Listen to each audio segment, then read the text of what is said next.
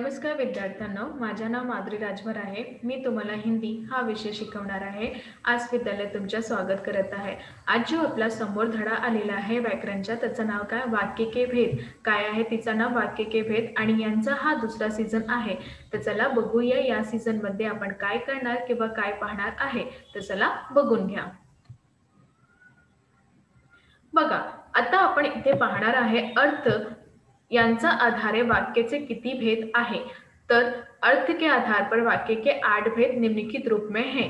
अर्थातून अर्थ यांचा आधारातून वाक्य यांचा 8 भेद आहे, ते निम्नलिखित आहे। तर चला बघून घ्या। तर पहिले कोणता आहे यांचा?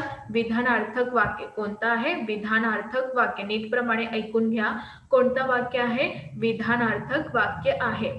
बघा, विधानार्थक वाक्य यांची आता आपण पाहणार आहे परिभाषा। तर नीटप्रमाणे ऐकून घ्या। जिस वाक्य में किसी कार्य के होने का बोध होता है उसे विधानार्थक वाक्य कहते हैं। नीटप्रमाणे ऐकून घ्या।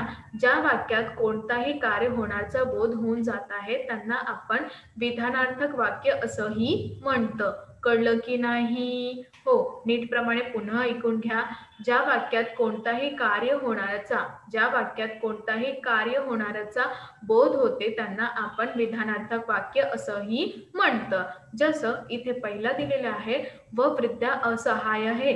ते वृद्धा असहाय आहे, तर याबद्दल हा कार्याचा बोध होऊन जात आहे, तर यांना आपण विधानार्थक वाक्य असंही म्हणतं। दुसरा बघा, उसने काकी का हात पकडा। त्यांनी काकीचा हात पकडलं। तिसरा, रात के 11 बज गए थे। रात्रीचा 11 वाजलेला होता। चौथा, मेहमानों ने भोजन किया। मेहमान म्हणजे अतिथींनी यांनी भोजन केले। आणि पाचवा, वह पृथ्वी पर पड़ी रहती थी। आणि पाचवा आहे, ते पृथ्वीवर पडत होती। तर याप्रमाणे यांना आपण काय म्हणतात? विधानार्थक वाक्य। कळलं? हो। तर आता दुसरा बघून घ्या। दुसरा तुमच्या समोर आलेला आहे निषेधार्थक वाक्य। कोणता वाक्य है? निषेधार्थक वाक्य। बघा, जिस वाक्य में किसी बात या कार्य के न होने का बोध होता है उसे निषेधार्थक वाक्य कहते हैं। निषेधार्थक वाक्य कोणाला म्हणतात? ज्या वाक्यात कोणताही, नीटप्रमाणे ऐकून घ्या, ज्या वाक्यात कोणताही बात म्हणजे कोणताही बातमी किंवा कार्य नाही होण्याचा बोध होऊन जात आहे त्यांना आपण निषेधार्थक वाक्य असंही म्हणतो। बघा, इथे पहिला, व वृद्धा असहाय नाही है।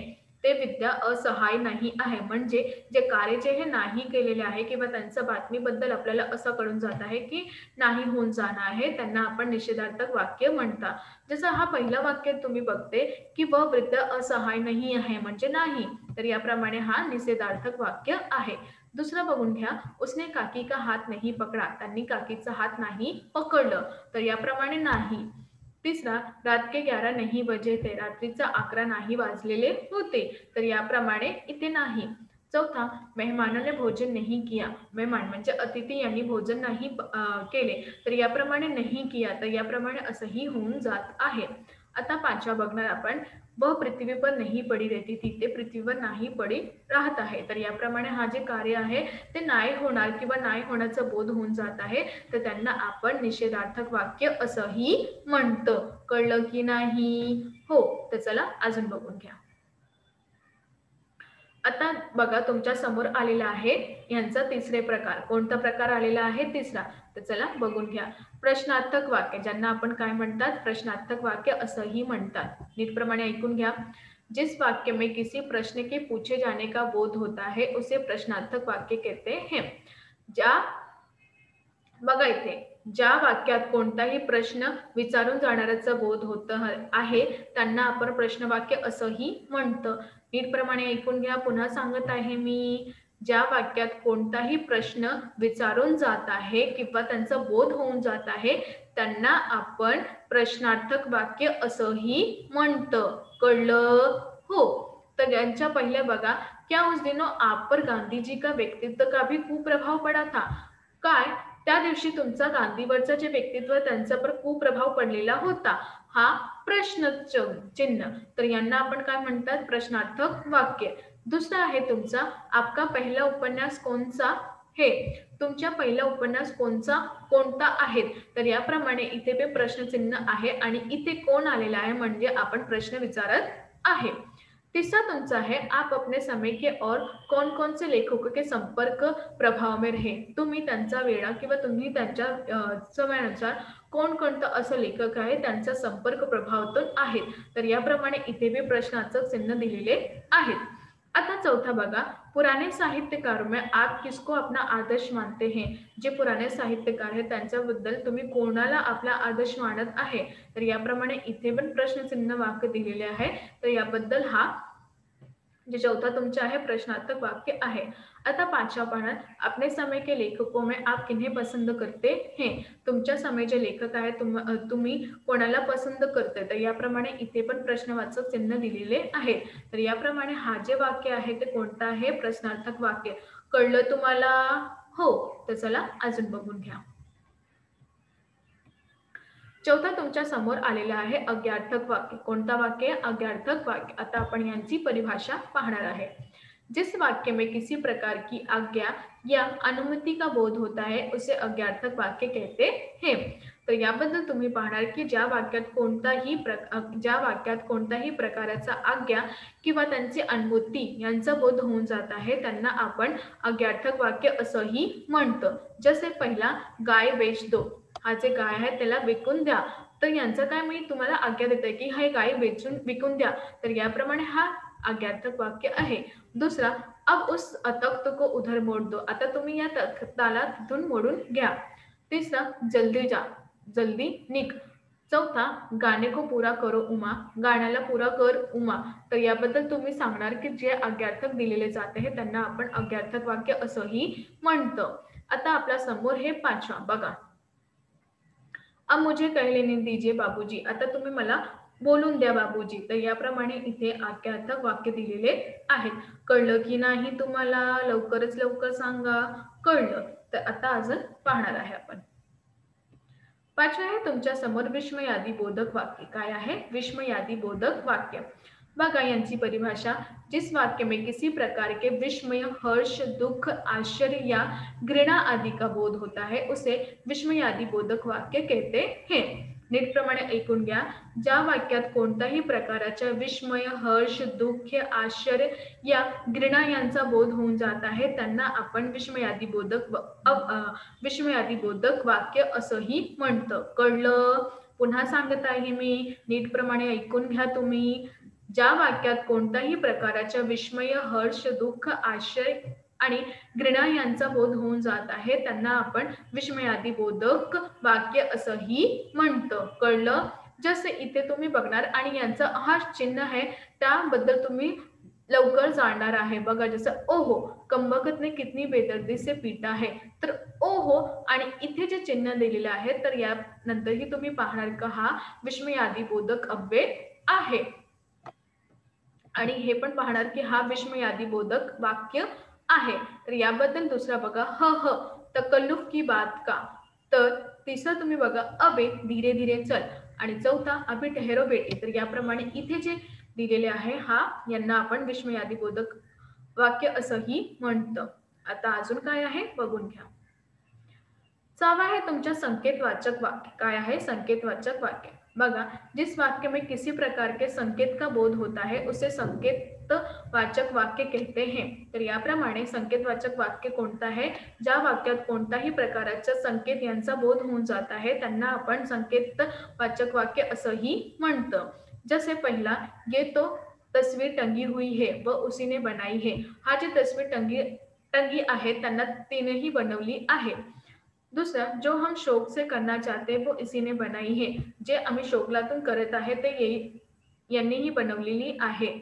तीसरा, लक्ष्मी अगर दूध नहीं देगी तो इसका क्या करेंगे. आता ती दूध नाही देणार तर तुम्ही यांचं काय करणार आहे. तर याबद्दल असंही. चौथा, बहन यदि कहे तो अभी से आगे का विचार करने लगूंगा. आता माझी बहीण सांगितला तर मी आतापर्यंत त्यांचा विचार करू लागतं. तर याप्रमाणे हा जे संकेत दिलेले आहेत तर यांना आपण संकेतवाचक वाक्य असंही म्हणतो. कळलं? हो. तर आता अजून काय आहे बघून घ्या. सातवा आहे तुमच्या इच्छार्थक वाक्य. काय आहे? इच्छावाचक वाक्य. काय आहे? इच्छावाचक वाक्य. बघा, जिस वाक्य में किसी तरह की इच्छा, आशा, शुभकामना आदि प्रकट हो वह इच्छावाचक वाक्य है. इच्छावाचक वाक्य कोणतं आहे? ज्या वाक्यात कोणताही इच्छा किंवा आशा किंवा शुभकामना हा सगळं प्रकट होऊन जात आहे त्यांना आपण इच्छावाचक वाक्य असंही म्हणतं. जसे तुम्ही विजय प्राप्त करून घ्या. तर हा माझी इच्छा आहे की तुम्ही विजय प्राप्त करून घ्या. तर याप्रमाणे यांची इच्छाबद्दल. दुसरा, खुदा करे तुम्हारी हर मुराद पुरी हो. खुदा करे तुमची सगळं मुराद जे हे पूर्ण होऊन जाणार आहे. तर याबद्दल इच्छा आहे हा यांना इच्छावाचक वाक्य असंही म्हणतं. कळलं? हो. तर अजून काय आहे बघून घ्या.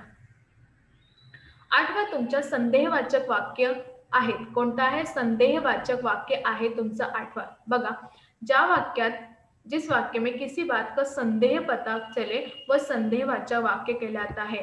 ज्या वाक्यात कोणताही संदेह यांचा जाणून जाणार आहे तर या वाक्यात आपण संदेहवाचक वाक्य असंही म्हणतं. जसं पहिलं, शायद कल बरसात हो. मला आता असं वाटत आहे तर यांना संदेह म्हणतात. शायद म्हणजे मला असं वाटत आहे की उद्या वर्षा होणार. तर असं वाटणार हा काय आहे? संदेह. तर यांना आपण संदेहवाचक वाक्य असंही म्हणतात. दुसरा, तुम तब तक आ चुके रहोगे. तुम्ही तब तक इथे येणार. तर याबद्दल तुम्ही हा संदेह दिलेले आहे त्यांना आपण म्हणतात संदेहवाचक वाक्य असंही म्हणतं. कळलं की नाही? हो. तर चला अजून बघून घ्या. आता इथे काही प्रश्न दिलेले आहेत त्यांचं उत्तर पण मी दिलेलं आहे पण उत्तर वेगळे दिलेले आहे. तर प्रश्न विचारून घ्या. बघा, निम्नलिखित वाक्यों के अर्थ के आधार पर वाक्य पहचानिए. आता तुम्हाला हा कोणता प्रकार आहे तुम्हाला जाणून घ्यायचा. पहिला, रहमान से गलती हो गई. दूसरा, वो करामत अली के मित्र ज्ञान सिंह की निशानी थी. तीसरा, दाग कुछ हल्के पड़ गए थे. चौथा, हम उसका विस्तार नहीं करते. पांचवा, उस गली के पेड़ भी नहीं है. त्या गलीवर वृक्ष पण नाही आहेत. सहावा, वहां चिड़िया घोंसले नहीं बनाती. इस पे परेशान होने की क्या जरूरत है, मैं कहा हूँ. तर याबद्दल हा जे मी प्रश्न दिलेला आहे त्यांचं उत्तर पण मी दिलेलं आहे. पण तुम्ही यांचा विचार अजून करून घ्या की हा कोणता प्रकार आहे. त्याबद्दलही मी उत्तर जे आहे वेगळा दिलेले आहे. बघा, कहिए अब दर्द कैसा है. त्यानंतर, उसे ठीक ठीक करके नीचे लाना. उमा से कह देना कि जरा करीनी से आए. बीबी जी के कमरे में हारमोनियम उठा ला. खूबसूरती पर टैक्स. थोड़ा और बैठी रहो उमा. जी हाँ, जाइए, जरूर चले जाइए. अनाया घर जाने वाली थी. तर याबद्दल तुम्ही बघितलं की इथे मी तुम्हाला खूपच प्रश्न दिलेले आहे त्यांचं उत्तर पण मी दिलेले आहे परंतु वेगळे. ते आपण आता पाहणार आहे. तर हा तुमचं काय आहे उत्तर मी दिलेले आहे. तर तुम्ही त्याबद्दल अजून विचार करून घ्या की त्यांचं काय होणार आणि याबद्दल जेव्हा तुम्हाला नाही कळणार तर तुम्ही उत्तर बघून घ्या. कळलं? हो. इथे बघा, निम्नलिखित वाक्यात रचना के आधार पर प्रकट बनाए. जब पूरी शक्ति केंद्रित होगी तो इंटरव्यू आई बनाएगी. दूसरा, तुम लोग वहां मनाओ जबकि जिंदा रहूं लिखता रहूं. तीसरा, हम लोगों का आपका बहुत समय बल्कि आपकी उम्र और स्वास्थ्य का लिहाज नहीं किया. तो याबद्दल प्राणों का मन करना पड़ेगा, अभी तो बात ताजा है. बहन यदि कहे तो आगे का विचार करने लगूंगा. जो महिला आएगी वो अपने खाने पीने की तथा कपड़े लत्ते की व्यवस्था कर ही आए. उसके लिए पैसे तो सहज मिळेंगे लेकिन कहीं मागणे के नहीं जाना चाहिए. तर याबद्दल इथेही त्यांचं प्रश्नाचं उत्तर मी तुम्हाला दिलेले आहे. तर तुम्ही करून घ्या.